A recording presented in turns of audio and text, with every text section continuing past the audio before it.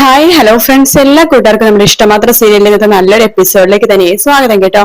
Channel ആദ്യമായിട്ടാണ് കാണുന്നതെങ്കിൽ ഒന്ന് സബ്സ്ക്രൈബ് ചെയ്ത് ലൈക്ക് ചെയ്ത് സപ്പോർട്ട് ചെയ്യണേ. അങ്ങനെ ആദ്യ ക്ലാസ് തന്നെ വരുമ്പോ കാണുന്ന കാഴ്ച എന്ന് പറഞ്ഞത് ആകാശ് ഈ ഒരു വൃദ്ധനോട് സംസാരിച്ചുകൊണ്ടിരിക്കുകയാണ്. അപ്പോ ആ സുമിയുടെ അമ്മാവൻ പറയുന്നുണ്ട്, അതെ സുമി എങ്ങാനും വിളിക്കുകയാണെങ്കിൽ ഞാൻ വന്നു പോയ കാര്യം ഒന്ന് പറയണേ. അവളിനി വിളിക്കുമെന്ന് തോന്നണില്ല. അയ്യോ അതെന്താ അങ്ങനെ പറഞ്ഞത് എന്ന് അപ്പാപ്പൻ ചോദിക്കുമ്പോഴേക്കും ആകാശ് പറയുന്നുണ്ട്, അല്ല അവൾക്ക് നേരത്തെ ഒരു കുടുംബവും കാര്യങ്ങളൊന്നും ഉണ്ടായിരുന്നില്ല, ഇപ്പൊ കുടുംബമായി, അപ്പൊ അതുകൊണ്ട് ഇനിയിപ്പൊ അവൾക്ക് വേണ്ടപ്പെട്ടവരൊന്നും വേണ്ടാതൊക്കെ ആയെന്നൊക്കെ ഇരിക്കും. എന്തായാലും സുമി വിളിക്കാമെങ്കിൽ ഞാൻ പറയാം. പിന്നെ പൈസ എന്തെങ്കിലും ആവശ്യമുണ്ടെങ്കിൽ നിങ്ങൾ ഇങ്ങോട്ട് വന്നാൽ മതി, എന്നെ കൊണ്ട് പറ്റുന്ന വിധം ഞാൻ സഹായിക്കാം എന്ന് ആകാശ് പറയാണ്. ഓ ആയിക്കോട്ടെ എന്ന് പറഞ്ഞിട്ട് ആ അമ്മാവൻ അവിടെ നിന്ന് അങ്ങ് പോകുന്നു കേട്ടോ.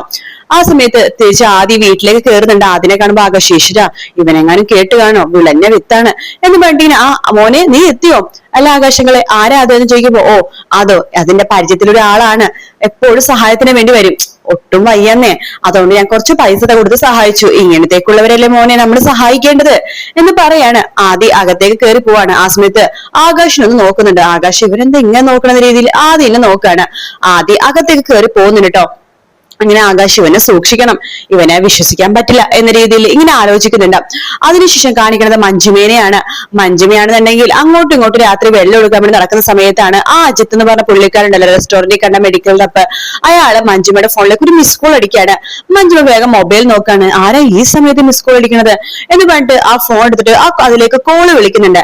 അപ്പോഴേക്കും അജിത്ത് കൊത്തി കൊത്തി തിരിച്ചു കൊത്തി എന്ന് പറഞ്ഞിട്ട് സന്തോഷത്തോടെ ഫോൺ എടുക്കാണ്. ഹലോ ഹലോ ആരാ ഇത് എന്ന് ചോദിക്കുമ്പോ, ഹലോ എന്നെ മനസ്സിലായില്ലേ, ഞാൻ അജിത്താണ്, കഴിഞ്ഞ ദിവസം റെസ്റ്റോറന്റ് വെച്ച് കണ്ടില്ലേ മെഡിക്കൽ റപ്പ്, എന്റെ ഫോൺ കാണാതെ പോയപ്പോ മാഡമാണ് സഹായിച്ചത്, മനസ്സിലായില്ലേ?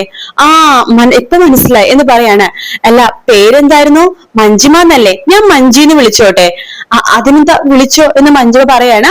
മഞ്ജുമ ചോദിക്കണ്ടല്ലേ നിങ്ങളുടെ പേരെന്തായിരുന്നു, സോറി മറന്നുപോയി, അതുകൊണ്ടാ അജിത്ത്. അജിത്ത്. അല്ല മഞ്ജുമയ്ക്ക് ഞാനിങ്ങനെ വിളിക്കുന്നതിന് ബുദ്ധിമുട്ടെന്തെങ്കിലും ഉണ്ടോ? എനിക്കെന്ത് ബുദ്ധിമുട്ട്? മഞ്ജുമനെ കണ്ടാൽ അറിയാം വല്ലാത്തൊരു വിഷമമുണ്ടെന്ന്. മഞ്ജുമ ഇതുവരെ കല്യാണം കഴിച്ചിട്ടില്ലല്ലേ, എന്തൊരു പ്രണയ നൈരാശ്യം അല്ലേ എന്ന് ചോദിക്കുകയാണ്. അത് കേട്ട് മഞ്ജുമ ഒന്ന് പതറുന്നുണ്ട്. കല്യാണം കഴിച്ചിട്ടില്ലേന്നോ? അങ്ങനെ തന്നെ ഇരിക്കട്ടെ എന്നിട്ട് ഞാൻ കല്യാണം കഴിച്ചിട്ടില്ല, ഒരു പ്രണയ നൈരാശ്യം അല്ലേ, ആരും മഞ്ജുമനെ തേച്ചിട്ട് പോയിട്ടില്ലേ, അതിന്റെ നീരസത്തിലല്ലേ മഞ്ജുമ വിവാഹം കഴിക്കാത്തത്? അങ്ങനെ ചോദിച്ചാൽ അതെ എന്ന് മഞ്ജുമ പറയാണ്. എന്റെ കാര്യം അങ്ങനെ തന്നെയാണ് മഞ്ജുമേ, ഞാനൊരു പെൺകുട്ടിയെ 3 വർഷം ആത്മാർത്ഥമായിട്ട് സ്നേഹിച്ചിരുന്നു. ഇവിടെ അടുത്തുള്ള ഹോസ്പിറ്റലിലെ ജൂനിയർ ഡോക്ടറാണ്, രേഷ്മ എന്ന പേര്, അത് ഇപ്പോ തേഞ്ഞു പോയി. അയ്യോ അതെന്ത് പറ്റി എന്ന് മഞ്ജുമ ചോദിക്കുമ്പോ, അതൊന്നും പറയണ്ട മഞ്ജി, അവളുടെ അച്ഛൻ അവളെ UK കൊണ്ട്, പിന്നെ അവള് വേറൊരു ജീവിതം തുടങ്ങി, ഇനിയിപ്പൊ എന്ത് പറയാനാ, സത്യം പറഞ്ഞ ഞാനും മഞ്ജും ഒരേ തൂവൽ പക്ഷികളാണ് അല്ലേ എന്ന് മഞ്ജുമ ഇങ്ങനെ ചോദിക്കാണ്. അല്ല മഞ്ജുവിന്റെ വീട്ടിൽ ആരൊക്കെയുണ്ട് എന്ന് അജിത്ത് ചോദിക്കുമ്പോ മഞ്ജു പറയണ്ടേ, എന്റെ വീട്ടിൽ അച്ഛൻ അമ്മ പിന്നെ 2 ചേട്ടന്മാരുണ്ട്. അപ്പോഴേക്കും അജിത്തിന്റെ മുഖം മാറട്ടെ, ചേട്ടന്മാരെന്ന് വെച്ചാൽ അവരുടെ കല്യാണം കഴിഞ്ഞ് ഫാമിലി ആയിട്ട് വേറെ സെറ്റപ്പിലാണ്. അങ്ങനെയല്ലേ. അല്ല അജിത്തിന്റെ വീട്ടിൽ ആരൊക്കെയുണ്ട്? എന്റെ വീട്ടിൽ അമ്മയുണ്ട്, പിന്നെ അനിയത്തിയുണ്ട്, +2 പഠിക്കുകയാണ്, അച്ഛൻ നേരത്തെ മരിച്ചു. ഞാൻ ഇടയ്ക്കിടയ്ക്ക് വിളിക്കുന്നതുകൊണ്ട് കുഴപ്പമൊന്നുമില്ലല്ലോ അല്ലെ, നമുക്കിങ്ങനെ സംസാരിച്ചോണ്ട് മാത്രമേ മഞ്ജുമ, ഇടയ്ക്ക് കാണുകയൊക്കെ വേണ്ടേ? എന്തായാലും മഞ്ജുമയുടെ നല്ലൊരു സുഹൃത്തായിരിക്കും ഞാൻ. മഞ്ജുമയ്ക്ക് എന്ത് വിഷമമുണ്ടെങ്കിലും എന്നോട് പറയാം, എനിക്കും അങ്ങനെ തന്നെയായിരിക്കും. എന്തോ മഞ്ജുമനെ കണ്ടപ്പോ തൊട്ട് വല്ലാത്തൊരു എന്തൊരു സമാധാനം, മനസ്സിൽ വല്ലാത്തൊരു കുളിർമ പോലെ.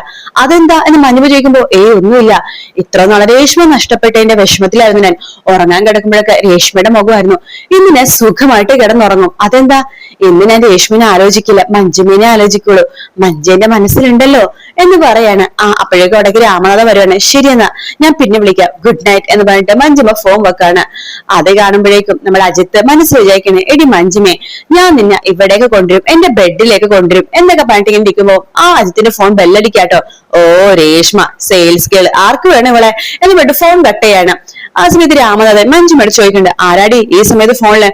അതെന്റെ ഭർത്താവാണ്. എന്താ എന്റെ ഭർത്താവിന് രാത്രി എന്നെ വിളിച്ചൂടെ എന്ന് പറഞ്ഞിട്ട് രാമനാഥൻ അകത്തേക്ക് പോവാട്ടോ. ആ സമയത്ത് മഞ്ജുമ മനസ്സിൽ വിചാരിക്കാണ്, അതെ അജിത്തിന്റെ പേര് കൈലാസ് ചേട്ടൻ എന്ന് പറഞ്ഞ് സേവ് ചെയ്യാം, അപ്പൊ വിളിക്കുമ്പോ ആർക്കും സംശയം തോന്നില്ലല്ലോ, സംസാരിക്കുകയും ചെയ്യാം, എന്തായാലും കൊള്ളാം അജിത്ത് എന്നൊക്കെ പറഞ്ഞിട്ട് മഞ്ജുമ അകത്തേക്ക് കയറി പോവാട്ടോ ചെയ്യേണ്ടത്.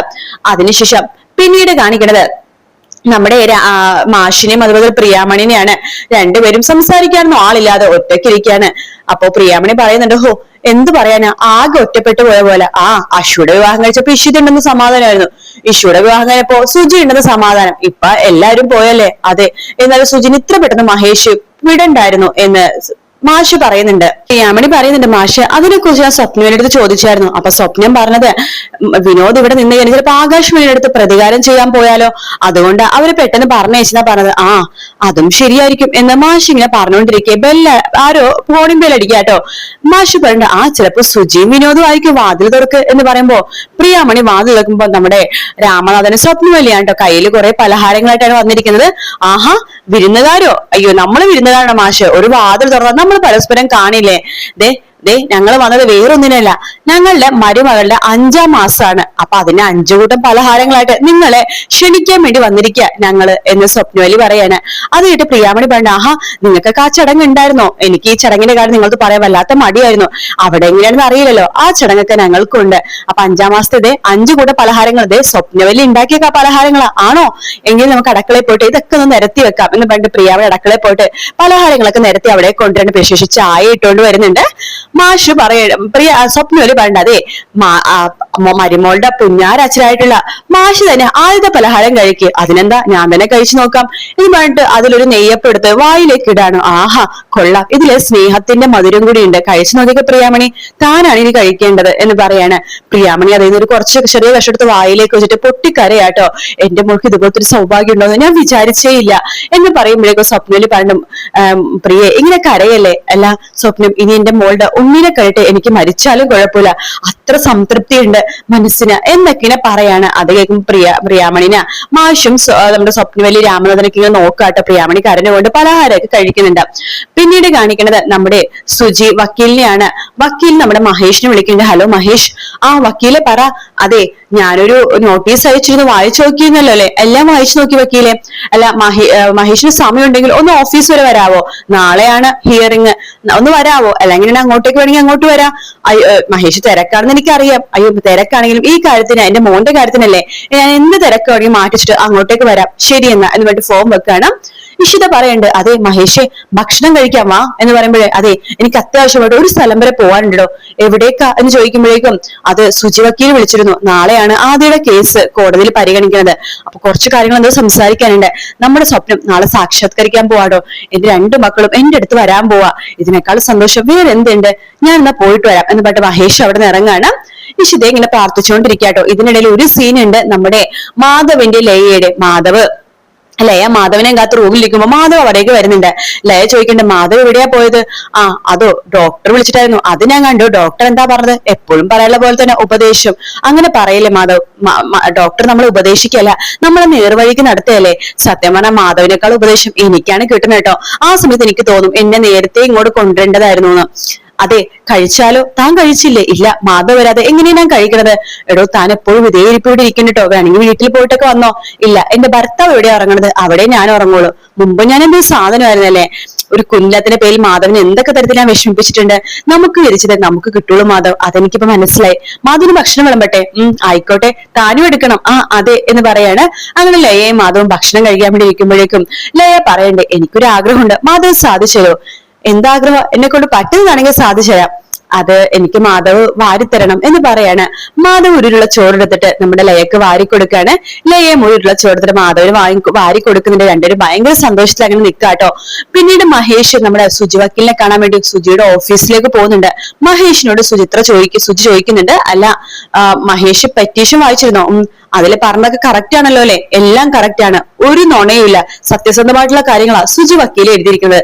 അപ്പൊ നമ്മൾ ഇതായിട്ട് വേണം നാളെ കോടതിയിൽ ഹാജരാവാനായിട്ട് എന്ന് പറഞ്ഞുകൊണ്ടിരിക്കുന്ന ഭാഗത്തോടെയാണ് ഇന്നത്തെ എപ്പിസോഡ് തീരുന്നത് കേട്ടോ. നാളത്തെ പ്രൊമോയിൽ നമ്മുടെ ആകാശും അതുപോലെ രജനിയും അവരുടെ വക്കീലിനെ കാണാൻ പോകുന്നുണ്ട്.